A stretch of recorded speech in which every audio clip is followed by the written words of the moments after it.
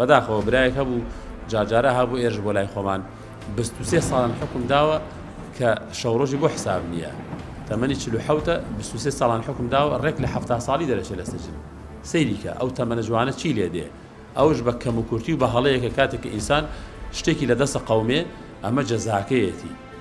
ئەمە پاداشی ئەو هەڵەیەکە ئەیکا چی جای ئەوەی کە ئێمە خی پەروەردگار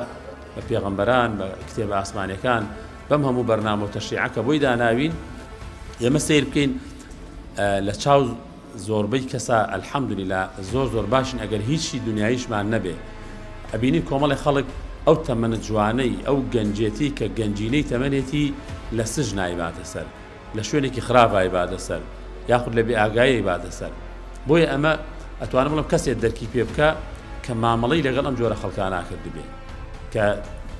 لە وەزع و گوزەرانی ئەو خەڵکانە ئاگادار بێ کە ئەم تەمەنە جوانەی خۆی لە سژنا بەسەرە باجاری وهەیە تەمەنی 70 ساڵە ئەو جا دەرێشێت لە سژن ئەم دنیاە کە ئێمەیتیاین هەموو یۆک سەرابێ وایە باوەڕ کەسمان ناگەین بەو حەقیقەتەی یاخود بەو خۆشیانەی کە ئەمانەوێ پێی بگەین پێی ناگەین یعنی لە پڕێکە تەمەنمان تەواو بێ کاتمان تەواو بێ ئەو سەرەیی کە بۆمان دانراوە بۆ مردن هەموومان پێگەین و ژیان بەجێ دێڵین